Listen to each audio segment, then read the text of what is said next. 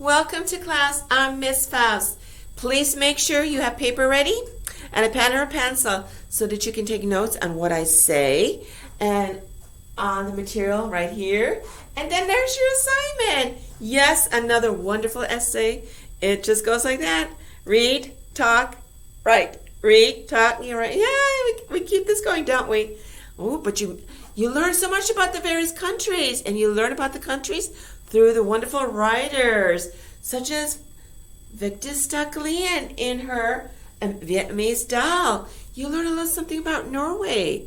That Norway, along with some other Scandinavian countries, such as Denmark and Sweden, did quite a lot of cross-cultural adoption, especially during the Vietnam, if I get that out, during the Vietnam War.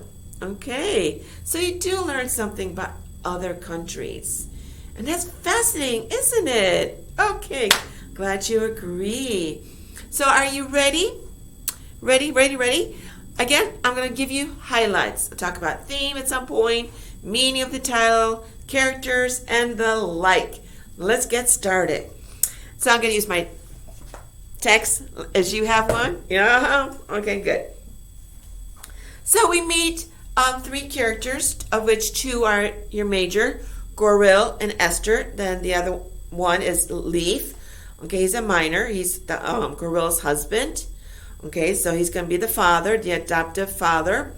Okay, and Goril is the mother, wife, the adoptive mother, and Esther is the child whom they adopt from Vietnam, correct? Please keep that in mind. She is from Vietnam. There goes the title, huh? Okay. So yes, they're so excited because they're doing their part. Yes, there was that time where those countries, yes, they had to listen to, oh, there are all these poor children suffering, no parents, or war orphans. We need to help. So yes, that is exactly what they're doing. They're helping out because Esther, like many of the children that the Norwegians adopted, is an orphan. Okay, she's 4 years old. And in her 4 years, she has suffered much. Okay, loss of parents. Staklian doesn't give us anything about that, but you can assume that they are dead as a result of the war. Okay, she may have had siblings. She may have had a nice place where they lived. Everything is gone, leaving her all alone. Okay, so she has suffered that, the loss already of family, of shelter, of love, okay, in her 4 years. Also, she's gone through traumatic noises, the bombing. Every time one of those bombs would land and hit, places would blow up, bodies everywhere, blood, noise, fighting, shooting. Okay, that's with her. That's the heritage she comes with to Norway, a European country versus an Asian country. Her heritage right now is one, an Asian one, of course, but at this point, it's been one of battle, of war. And remember, Vietnam is a war-torn zone. Okay, so we have a battle going in this sense, Europe versus Asia. Two different ways of thinking, two different attitudes, two different heritages. Okay. When we get in the beginning of this story here, we learn that Goril and Leif, they do everything. Clothes, teddy bears, little shoes, the bed, the room, everything is set up. Just in anticipation of this little child that they're going to hold and love and play with, and it was going to be excited. It's going to cuddle with the teddy bear, and it's going to be going, Mommy, Mommy. They're so excited about that. They thought all about that. They're so excited along with the other adoptive parents. They're just waiting for that child. Except one thing. One thing was forgotten. What is that one thing? Yes, where she came from. Or I should say where she comes from. Vietnam. And what's going on over there? The situation. That's been forgotten. What she has seen and heard. That's really important. That makes a difference, what she has heard. And Stockeline makes that very clear in this story. So we get that. They're all excited. This little 4-year-old. Here she comes. Okay, except for one thing. So they wait for her. They're anticipating. But she's not exactly what they had anticipated. She's not even the size of a little 4-year-old. She's like the size of a doll. She's so small and thin and so precious. It was like she could break. Okay? And she doesn't seem to react. She doesn't want to cuddle with the teddy bear. She's just so distant. All the love, all the positive feeling that Leaf and Gorilla could shed on her, she just seems to, no. Like there's a block between them and her. And they can't seem to get over that. The dresses in the closet were also unused. The 4-year-old could only wear baby clothes, her size. And what turns her off, Gorilla, is lifting the child out of bed. Gorilla took in her strange smell, an acridness that reminded her of bark, and for a moment she felt complete aversion. Oh my gosh, aversion. That's a very deep hatred, a deep hate for something or someone. She's going, ugh. What did she expect? Did she expect that little child to smell like roses? She just came from where? Okay, she came from Vietnam. And the smells over there are those of bombs, blood, fire. Not exactly of daisies and tulips. Okay, it's not going to be like that. All right. So right away, she is turned off from that child that she adopted. Okay. Her mother-in-law. What does her mother-in-law say about the child? It's sad, but I've had years of experience with children, and this child isn't what? Isn't normal. Really? One can't stand the other one sits there and says, "Oh, what? She's not normal. There's something. She's crazy." Okay.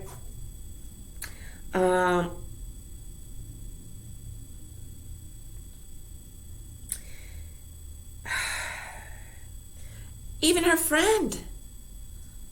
I'm looking at this, and she says it brutally. You should have a right to a refund on a kid like that. When you're nice enough to take one, they shouldn't send in what? An idiot. Okay. But she's thinking, this child isn't an idiot. It's not an idiot. The little girl, she tries to give her a doll. She's very stiff as a board. She just doesn't react like a normal 4-year-old. You got to remember again, she's not adopting a child from Norway.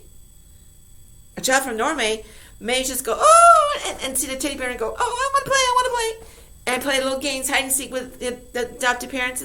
This child isn't doing that. Okay. She has to wash her in this little tub, and she can't stand the smell of it, of the child, and she has a swollen stomach. Why? Because again, she hasn't been eating right. So yes, her stomach has swelled up because of the air, lack of food. It's just air, okay, in that stomach. And she feels so hopeless. So what does she do? She calls the nurse. And thinking that I'm going to get some good advice and some sympathy here. This nurse is going to feel bad for me that I have an idiot. Okay, and does the nurse do that? No. She's upset with them. I thought you were mature people. Did you believe you'd get a doll baby when you got a child from a country that's been in a war so long? She doesn't even understand the language. Don't go dragging her around to specialists. Give her time. Have enough love. Okay, so right away the nurse is really upset with Gorilla and Leaf. They turned out to be, they're the ones with the problem. Because they expected the girl to just come and clamor herself around them and love them, and they can love her, and she'll play with the teddy bears and put on the little fancy dresses and smell like roses and look like a typical 4-year-old in Norway. Okay, but it's not happening. And she tries to do all sorts of things, make little boat sounds, and take her places, and tries to feed her and take her to the beach, and all this. She buys a stroller and put her in, and she tries to, as she's walking her down the neighborhood, the sidewalk there, she's pointing out to various things, trying to get the child's interest. And instead, what do we get? We have people that stare at them and they say, that's the Vietnamese child they took in when they couldn't have one themselves. Okay. She's the one who can't have children. And then they got an idiot. Imagine. With a mother-in-law and a friend and a bunch of neighbors like that, how do you expect, according to Stocklean, how do you expect Gorilla to feel? Is she supposed to feel good and peppy and really upbeat about it and really fight for this? No, she's going to go the other way. She's going to feel more hopeless and think, I can't do this. I'm sorry, it's just not going to happen. She's going to go that route. Okay. She talks about how she felt about before she adopted. She thinks back to her own life, going to the beach and having fun, and big house and garden, all this wonderful stuff. And they're at the beach. She points out a bird, and the gull is coming close to the child, and the child just gets, oh my gosh, I'm scared. Well, of course. What did she see in Vietnam? Okay. Let's see. I want to point out some other things. Okay. They talk about the smells and the like. The napalm, which is, again, when they bombed in Vietnam, it's that smell that you have. And substance used in flamethrowers and bombs. And then there is a smell. Okay. So she smells that, and a big bird coming toward her just makes her really scared. And the like. And, of course, she tries so hard to get her to swim. She goes into water. And the child just doesn't really want to. She's scared.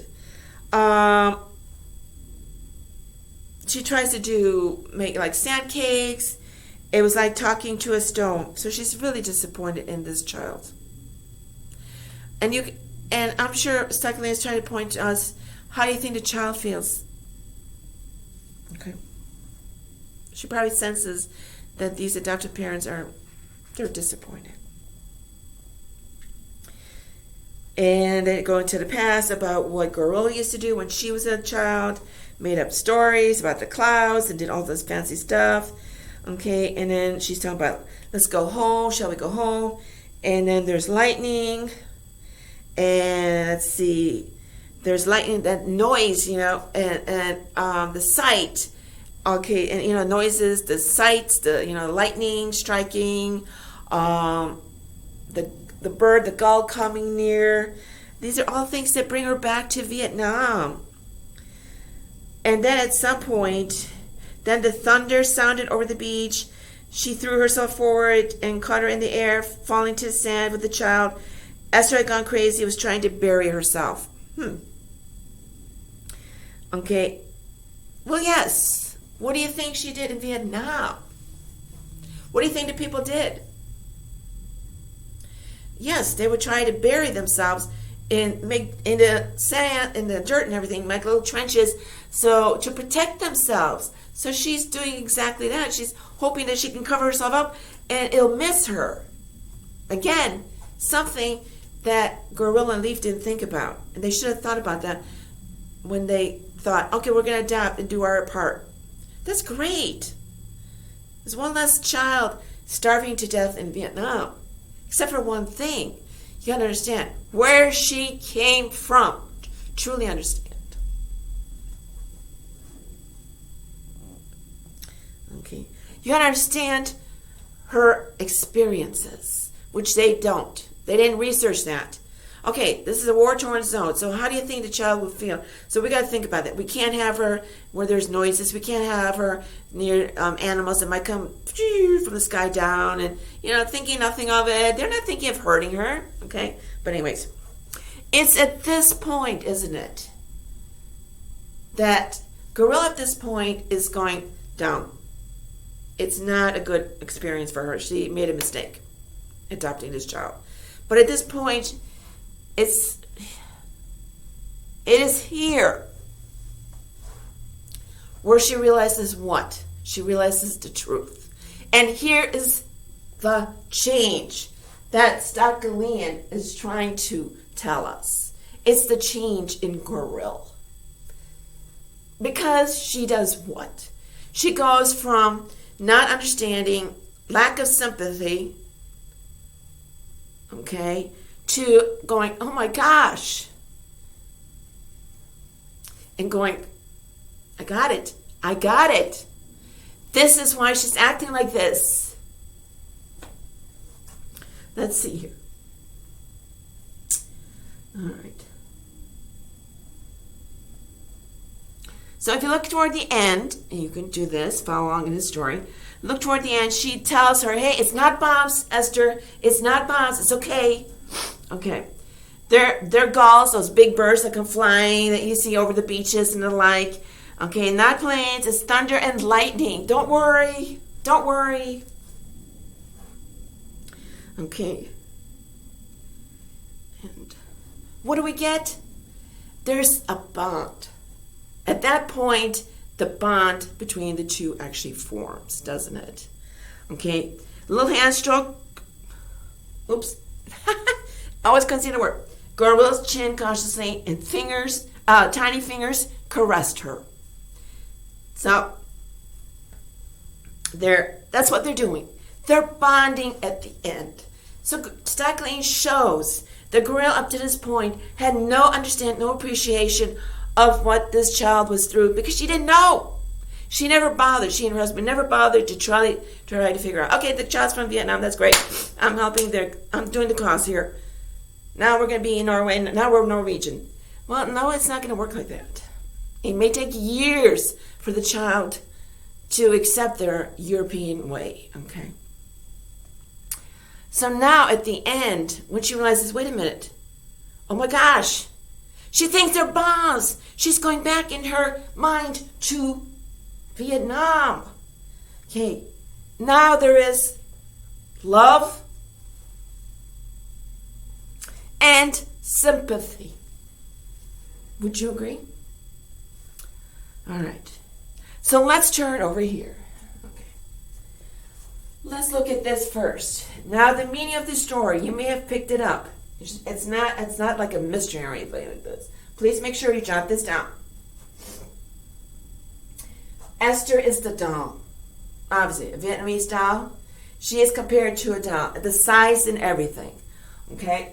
She is like a doll. Precious, small, sensitive to the touch, breakable, isn't she? She is precious.